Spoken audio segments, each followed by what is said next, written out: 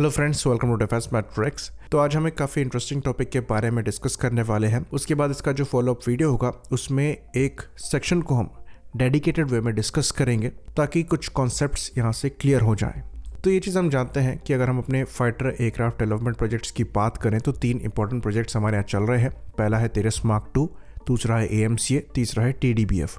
तेजस mark 2 और AMCA जो है ये एयरफोर्स के प्रोजेक्ट्स हैं, वहीं पर TDBF जो है ये इंडियन नेवी का प्रोग्राम है। TDBF का प्रोग्राम इसलिए चलाया जा रहा है कि जो LCA नेवी है वो इंडियन नेवी की रिक्वायरमेंट को पूरा नहीं कर पाया, और अगर हम यहाँ पर प्लेटफॉर्म कोई इंपोर्ट भी करना चाहें तो इंडियन नेवी की यूनिक रिक्वायरमेंट के हिसाब से कोई प्लेटफॉर्म अवेलेबल नहीं है। जो अवेलेबल प्लेटफॉर्म है उसके हिसाब से इंडियन नेवी को अपने ऑपरेशंस को ढालना होगा। तो रफाल एक मजबूरी है, विंग्स वहां पर फोल्ड नहीं होते हैं, तो इनको INS विक्रांत से ऑपरेट करना इतना आसान नहीं होगा। पर क्योंकि हमारे पास ऑप्शन अवेलेबल नहीं है तो इंडियन नेवी द्वारा एज अ स्टॉप गैप के प्लेटफॉर्म लिए जा रहे हैं। तो TDBF प्रोग्राम को लेकर कई लोग काफी इमोशनल है और कहते हैं कि एयरफोर्स को भी इस पर इन्वॉल्व होना चाहिए क्योंकि ये प्लेटफॉर्म रफाल से बेहतर होने वाला है, और एयरफोर्स इसीलिए ऑन बोर्ड नहीं आ रही क्योंकि इंडियन एयरफोर्स को रफाल इंपोर्ट करने हैं वगैरह वगैरह। तो TDBF इंडियन एयरफोर्स को क्यों नहीं लेना चाहिए, इस पर हमने विस्तार से बात करी थी। कई लोगों ने वहां पर इससे एग्री किया, कई लोगों ने डिसएग्री भी किया। तो हमें ये चीज समझनी पड़ेगी और रियलिटी एक्सेप्ट करनी पड़ेगी कि इंडिया एकमात्र ऐसी कंट्री है जो कि फ्यूचरिस्टिक 4.5 जन एयरक्राफ्ट पर काम कर रही है, जिसको कॉम्बैट रोल के लिए हम फ्यूचर में इंडक्ट करने वाले हैं, कम से कम 1 डेकेड के पीरियड में। ये बढ़कर 15 साल भी हो सकता है TDBF के केस में खासकर। तो तेजस मार्क 2 फिर भी सेंस बनाता है अगर हम अगले 5 साल में इस एयरक्राफ्ट को मास प्रोड्यूस करना स्टार्ट कर दें, लेकिन 2035 के हिसाब से TDBF कहीं से भी सेंस नहीं बनाता है। हाँ, 4.5 जन एयरक्राफ्ट की रिक्वायरमेंट है और ये आने वाले 30 से 40 साल भी रहेगी, पर उसके आगे नहीं है।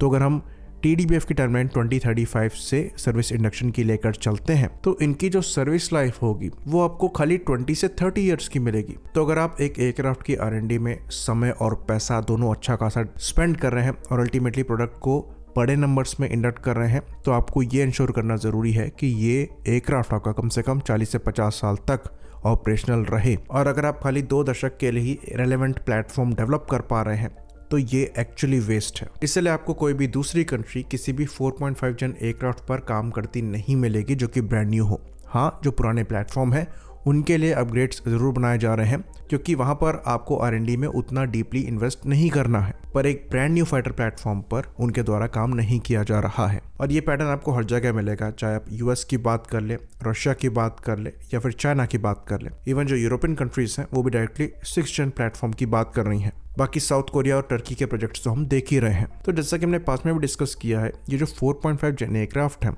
इनका रेलेवेंस आने वाले 30 से 40 साल रहेगा। ये मैन अनमैन टीवी सिस्टम के साथ रहेंगे और ये मोस्टली वर्क हॉर्स रहेंगे किसी भी एयरफोर्स के। लेकिन अगर आप प्रेजेंट में R&D कर रहे हैं एक 4.5 जन एयरक्राफ्ट की तो वो फ्यूचर प्रूफिंग नहीं है। कुछ लोग यहाँ तक सजेस्ट कर रहे हैं कि Su-30 MKI को फ्यूचर में चलकर TDBF के लैंड बेस्ड वर्जन से रिप्लेस कर देना चाहिए। तो ये चीज़ हमें समझनी पड़ेगी कि जब Su-30 MKI को रिटायर करने का समय आएगा तो आपको 5th और 6th जन प्लेटफॉर्म चाहिए होंगे।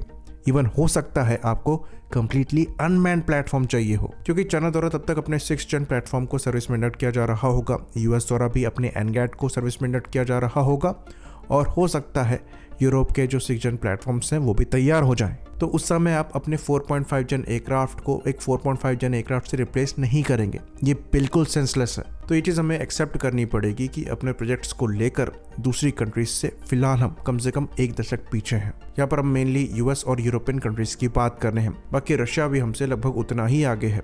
तो नेवी की TDBF मजबूरी है क्योंकि हमारी यूनिक रिक्वायरमेंट है, और TDBF जैसा प्लेटफॉर्म ही हम जल्द से जल्द सर्विस में इंडक्ट कर सकते हैं जो कि हाईली इंस्पायर्ड होगा NLCA प्रोग्राम से और टेक्नोलॉजी बोरो करेगा AMCA और तेजस मार्क 2 से। तो यहाँ पर हम डेवलपमेंटल पीरियड को कम रख सकते हैं। बाकी नेवल ऑपरेशंस के लिए एक 5th जन प्लेटफॉर्म कितना ज्यादा कारगर साबित होता है ये अभी देखना बाकी है, क्योंकि F-35 से US नेवी बहुत ज्यादा खुश नहीं है। इसलिए FA-18 सुपर हॉर्नेट के लेटेस्ट वर्जन्स को भी ऑर्डर किया गया है, साथ ही साथ इनके अपग्रेड्स भी किए जा रहे हैं। बाकी पीपल लिबरेशन आर्मी नेवी भी अपने लेटेस्ट J-15 वेरिएंट के साथ ही 5th जन प्लेटफॉर्म्स को सर्विस में इंडक्ट कर रही है।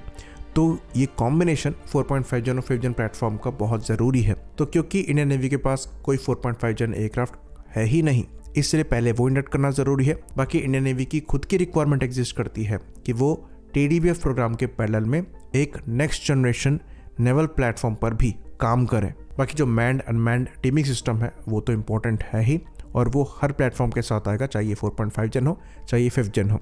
इवन यूएस द्वारा F-35 के साथ AI को यूज़ करते हुए इस मैन अनमैन टीमिंग सिस्टम को डेमोन्स्ट्रेट किया गया है, जिसके बारे में हम एक डेडिकेटेड वीडियो में डिस्कस करेंगे।